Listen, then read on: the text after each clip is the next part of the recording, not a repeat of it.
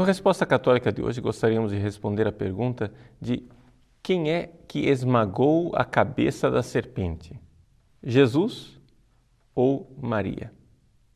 A pergunta ela é bastante razoável, porque esta ideia de que alguém deve esmagar a cabeça da serpente, ou seja, a cabeça de Satanás, está contida no livro do Gênesis, capítulo 3, versículo 15, onde se lê o seguinte: porém, inimizade entre ti e a mulher, entre a sua descendência e a dela.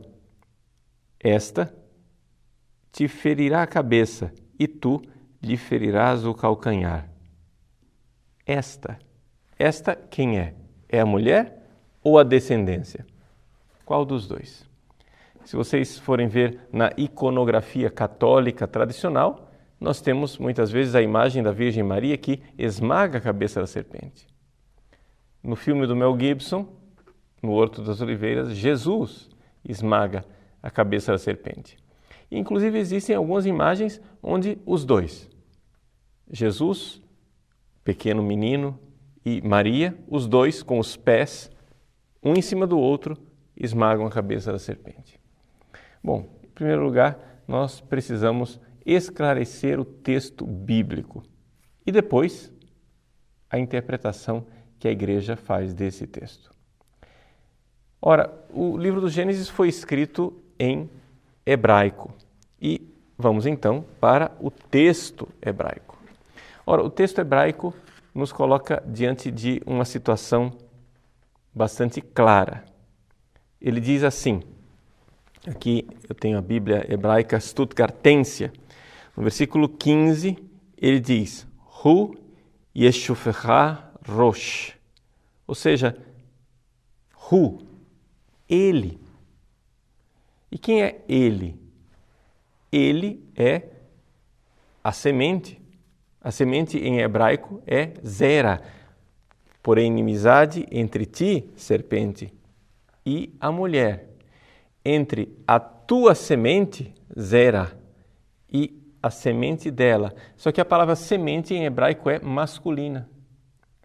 Ele, Hu, esmagará a cabeça da serpente.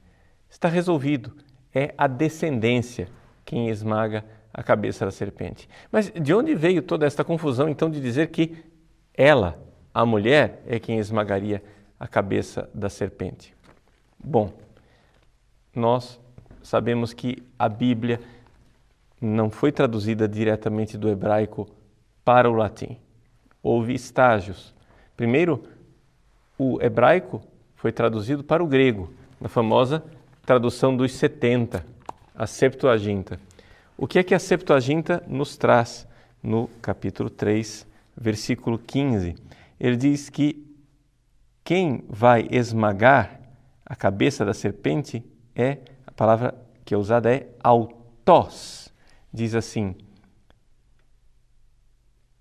fala que há uma inimizade entre a descendência, tu spermatozoutes, grave bem essa palavra, spermatozoutes, porque ela vai aparecer novamente, e ele diz assim, autós, ele, masculino, su teressei kephalen, ele.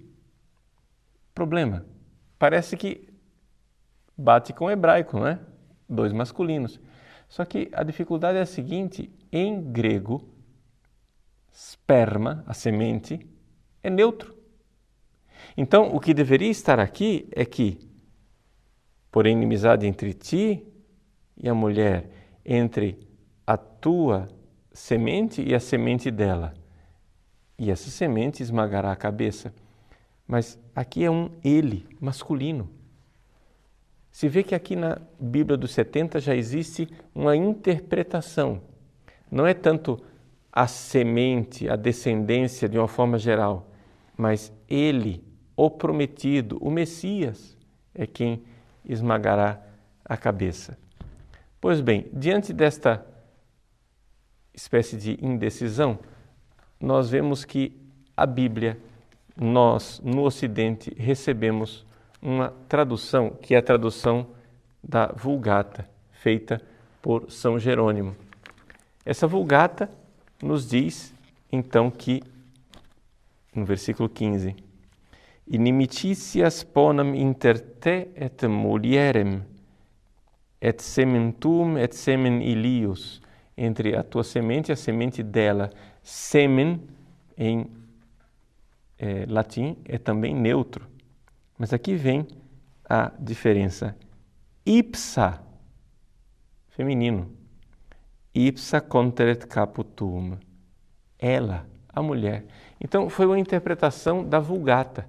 A Vulgata é quem introduziu esta novidade de um feminino, que seria, então, a mulher.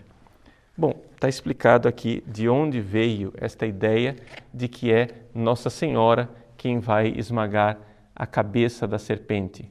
Veio, evidentemente, da Vulgata. E, portanto, podemos deixar de lado a ideia de que Nossa Senhora esmaga a cabeça da serpente. Não é assim? Não, não é assim. Por quê?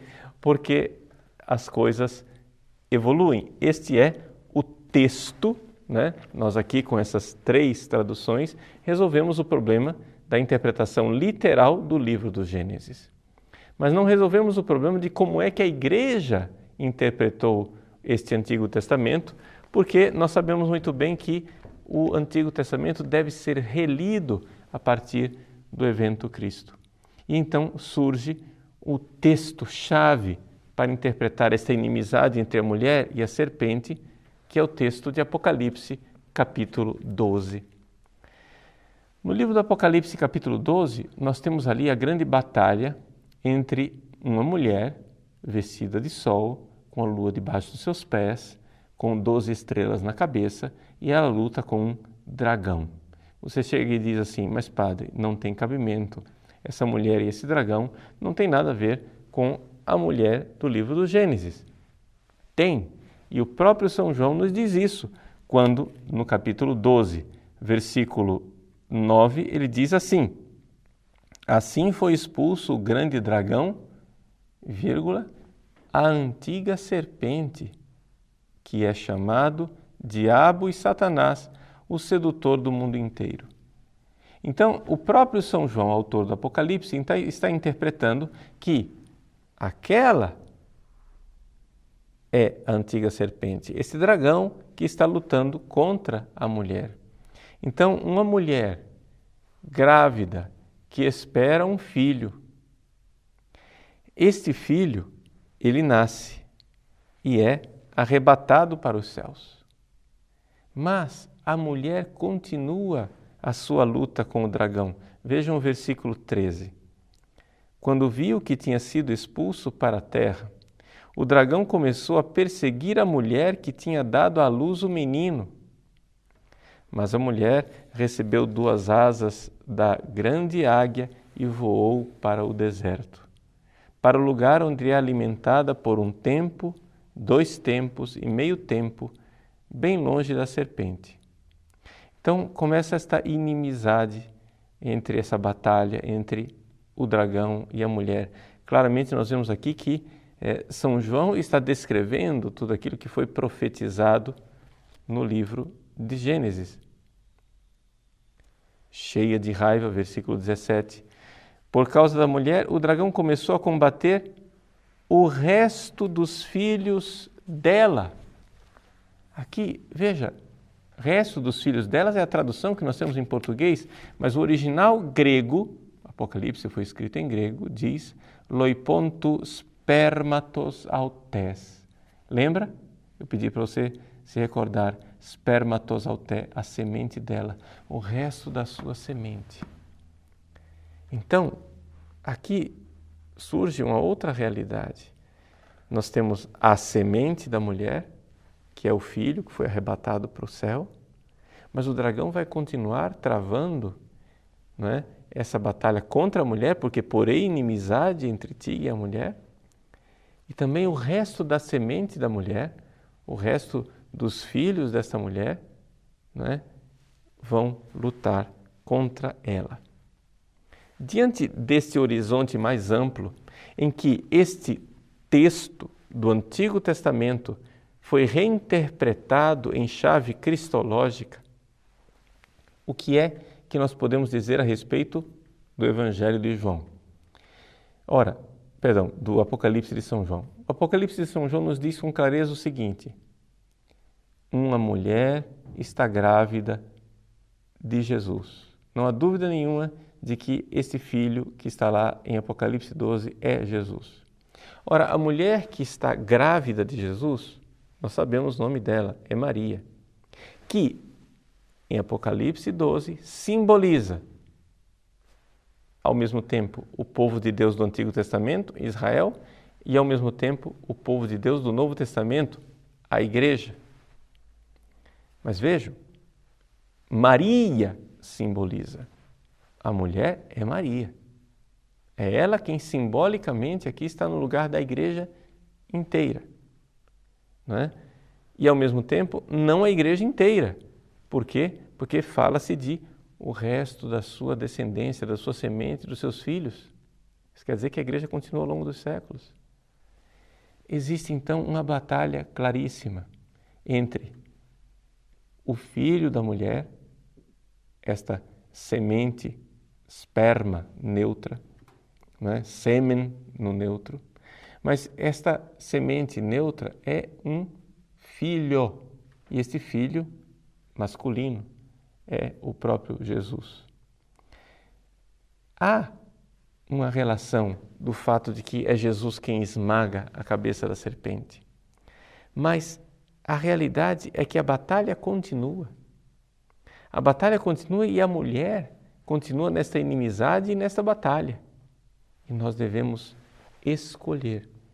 Se nós fazemos parte desta descendência, desta semente, desta zera, esperma, sêmen da serpente, do dragão, do diabo, de Satanás, ou se somos parte desta semente da mulher, que é Maria, que ali é a mãe de nosso Senhor Jesus Cristo, mas também nossa mãe, que somos o resto da sua descendência.